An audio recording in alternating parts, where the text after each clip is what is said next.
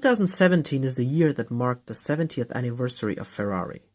To celebrate this, not only did Ferrari release the convertible LaFerrari Aperta, but they also decided to bring out 350 bespoke Ferraris bearing liveries that pay tribute to the company's illustrious history. And these 350 liveries will be evenly divided among 5 models and will therefore consist of 70 488 GTBs, 70 488 Spiders, 70 F12 Berlinettas, 70 California Ts, and 70 GTC4 Lussos.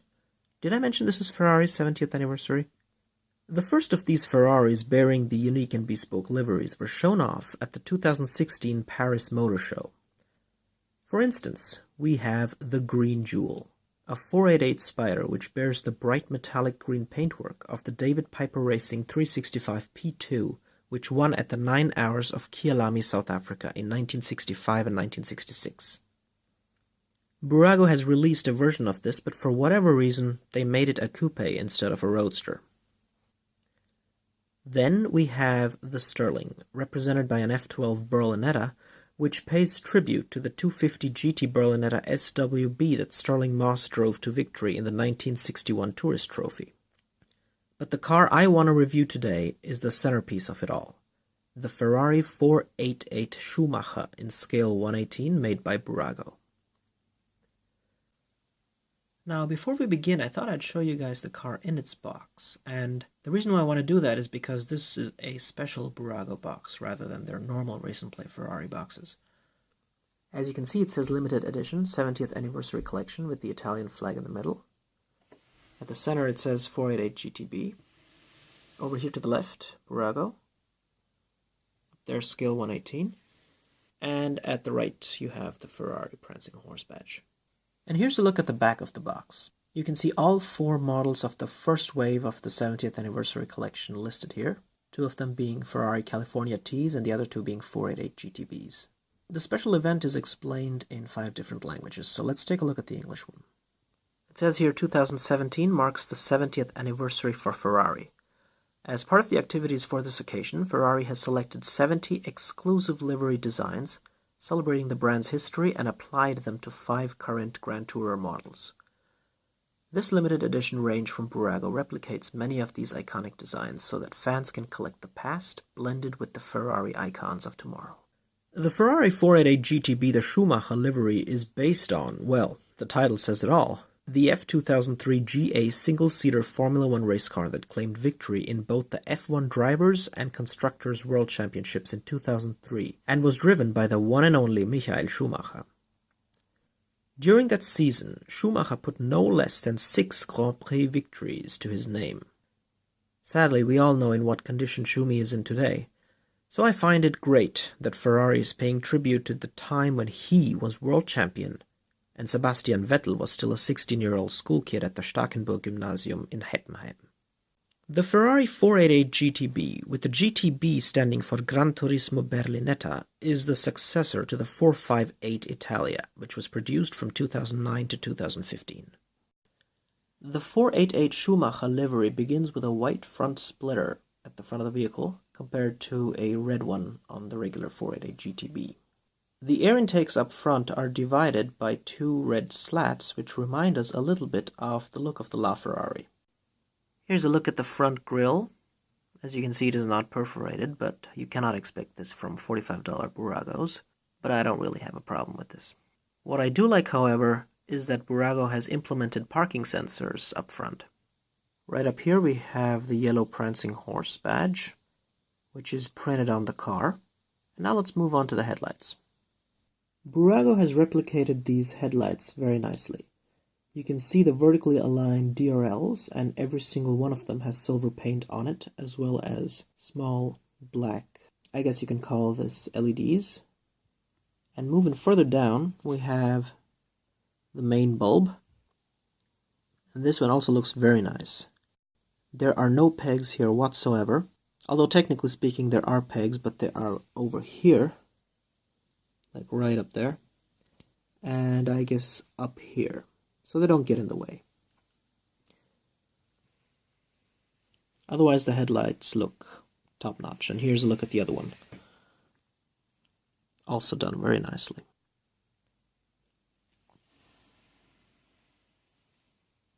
While we're up front, let's take a look at the hood.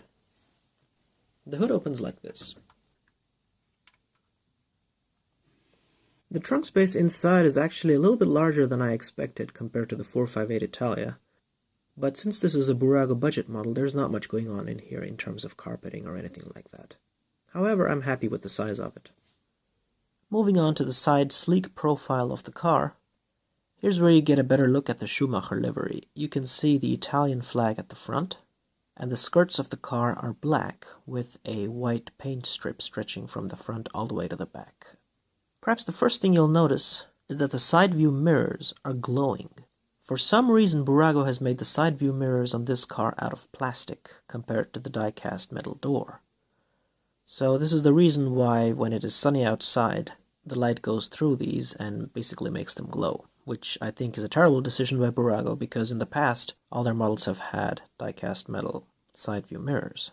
And of course, as is customary for most Bburagos, the car has full suspension. Front and back. Now let's move on to the rims, shall we? The 488 GTB comes with 20-inch aluminum titanium alloy rims with 245 front and 305 rear tires. The interesting thing about this model car's brake discs is the fact that the back ones are cross-drilled while the front ones are just regular ventilated brake discs. I believe this is based on how they look on the real car though. And speaking about the real car, Bburago has made the brake calipers yellow, just like on the real 488 Schumacher. The yellow calipers bear the Ferrari branding, as you can see right here.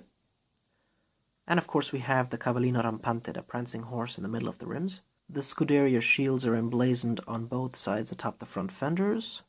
And unfortunately the indicator is just painted on. And right down here we have a reminder of what event this livery is supposed to be dedicated to, which is 70 years of Ferrari from 1947 to 2017. We have a little indentation here for the keyhole, and Bburago has pronounced the door handles instead of just indicating them as part of the mold. Up here we have scalloped two-tier air intakes on the rear fenders, with the bottom one being the intercooler air inlet and the top one for the engine. These also have grills, but they are not perforated, as you can see right there. At the back of the car, you will notice the massive rear diffuser, and on top of that, the two chrome-tipped exhausts. These are different to the 458 Speciales exhausts, because over there, Bburago had just painted them matte silver, while here they're chrome. Now, although they aren't chrome on the real car, I actually like these a lot. Between them is the rear fog light.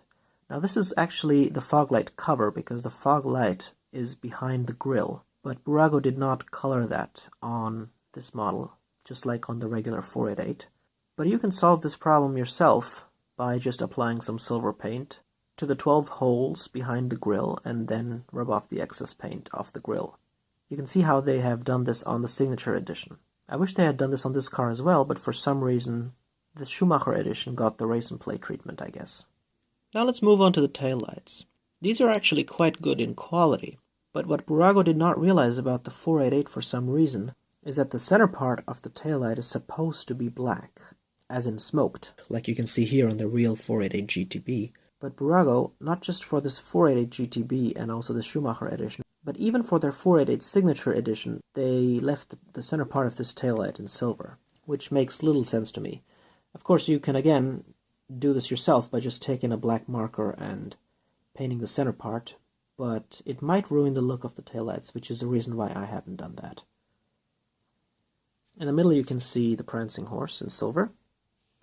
This is just a sticker, I guess. I mean, it is painted on. On the Signature 488, this would be a photo-etched metal piece. On top of that, we have a brake light, which is just painted. And over here we have a look at the other taillight. What you're looking at here is a 661 horsepower twin turbocharged 3.9 liter V8, which is almost 100 more horsepower than the 458 Italia. The name 488 comes from the rounded displacement of each cylinder in cubic centimeters.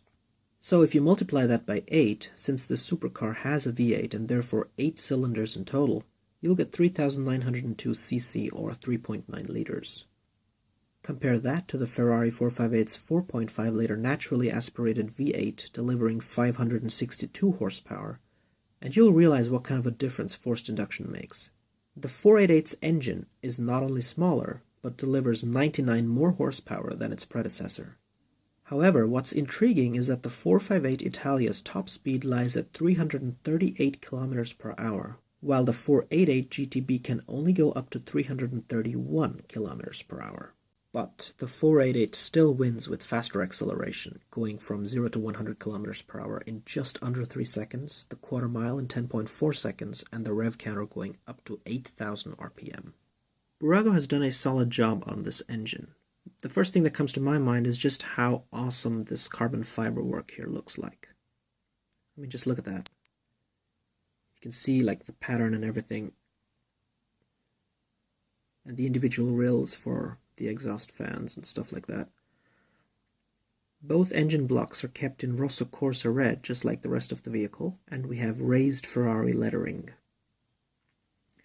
Up here we have another prancing horse. I believe it also says 488 GTB underneath.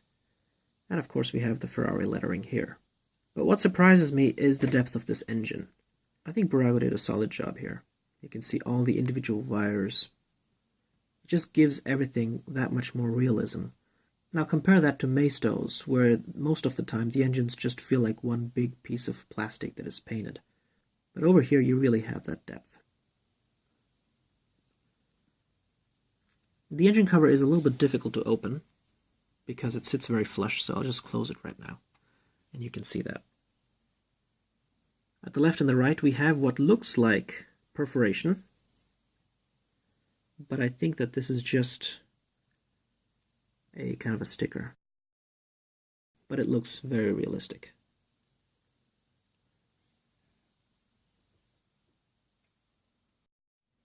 Now let's take a look at the interior. I'll begin this time by showing you the driver's side first. And as always, we have a dorsal branding with the Ferrari logo. At the driver's side, we have a flat-bottom 3-spoke steering wheel with a hydraulically assisted rack and pinion steering setup. Up top, there's supposed to be an LED indicator strip that follows the tachometer to help keep proper shifting intervals. But of course this is just a Bburago race and play, and so therefore they didn't implement that. However, we have the yellow and black prancing horse in the middle, and around the center section of the steering wheel we also have silver paint, which is not the case with the regular 488 GTB. On the right side of the steering wheel you can even make out the Manettino drive mode selection switch.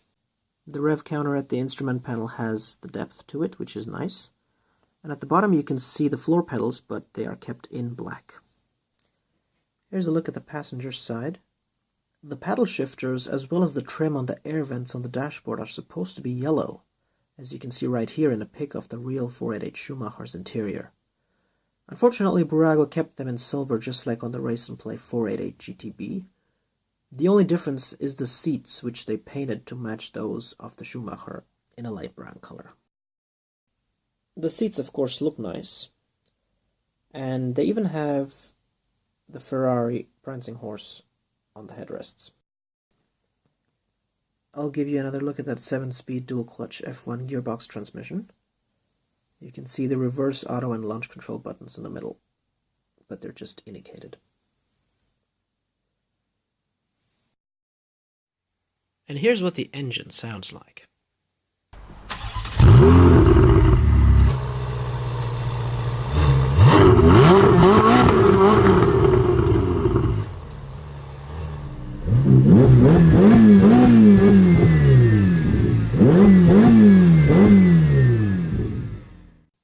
Here's a look at the bottom of the car.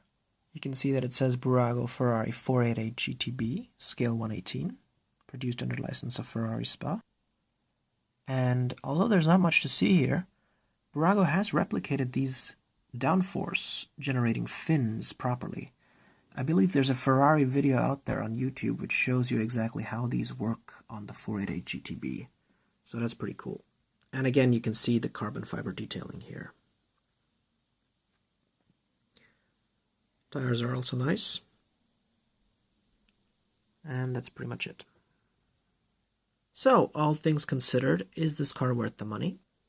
I'm actually happy that I waited and did not immediately purchase the 488 GTB when it first released by Bburago, I think 1.5 years ago.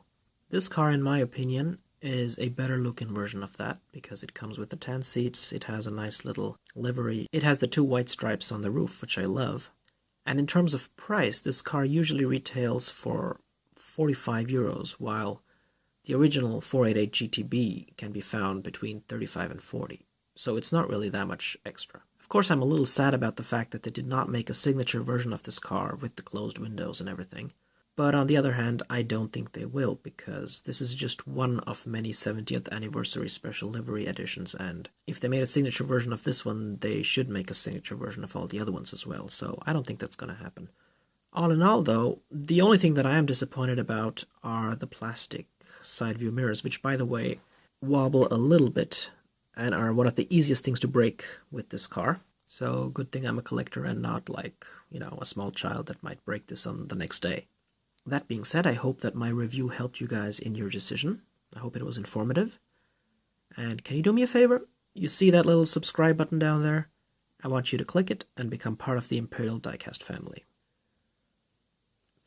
I'll be uploading more videos and reviewing more model cars in the months to come, so keep your eyes open. And catch you later.